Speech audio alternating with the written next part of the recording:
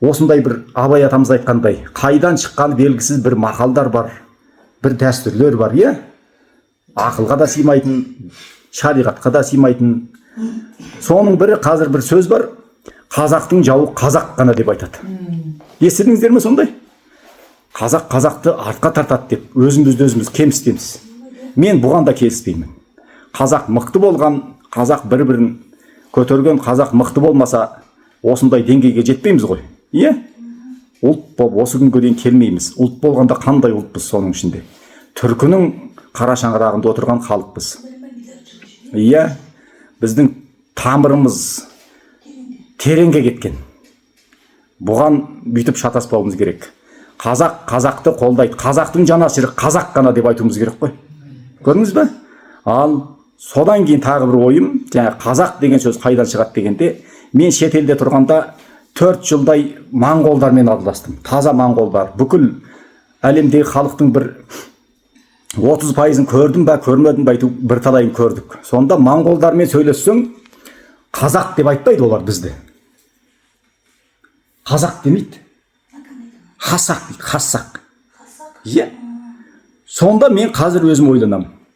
Хасақ деген не деген мағына береді? Бекболат айтсайшы. Жастар кішкене кірісіп отыр. Жоқ, ондай емес. Ол да келеді екен логика. Хасақ дейді, хасақ. Хас батыр деп айтады ғой қазақ. Хас жауынгер екен. Хас шебер екен дейді. Солай ғой, иә? Міне, хасақ деген нағыз сақ. Сақтың ұрпағы деген мағына шығады негізі. Хасақ деген сөзді бүйтіп талдасақ, нағыз сақ, сақтың ұрпағы, сақтың ізбасары деген сияқты мағына береді. Мен өзімнің ақыл ойым, санам осыған тоқтайды. Өйткені мен жаңағы моңғолдармен сөйлескенде, енді олар көне тіл ғой. Хасақ, хасақтар деп айтады, хасақтар деп. Көрдіңіз бе? Біз жаңағы ешкімге бағынбайтын қазақ деген халықпыз деген мен оны өзім құптамаймын. Қазіргі заманда бір-бірімізге бағынбай, ел басына бағынбай, иә? Әке-шешеге бағынбай, бет-бетімізбен кетіп жатырмыз. Өйткені бұл да бізге бір кірген вирус па деп ойлаймын санамызға. Бізді ел қылмау, басымызды біріктірмеудің бір амалы ма деп ойлаймын. Көрдіңіздер ме? Енді бұны әркім өз ойланып бір шешімге келер. Анығы осылай да болуы мүмкін, басқа да болуы мүмкін. Өз басым, өз сөзім, жаңағы еркін, ешкімге бағынбайтын дегенге мен қосылмаймын.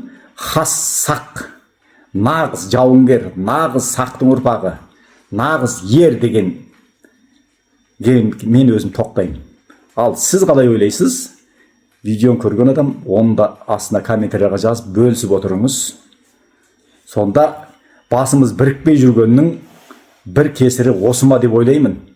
Бізді теріс ой беріп, ешкімге бағынбайды, еркін, бастар бірікпейді деген сияқты мағынаны қоюымыз керек сияқты.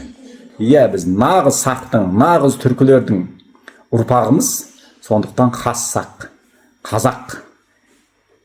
Жалпы мен осыған тоқтаймын.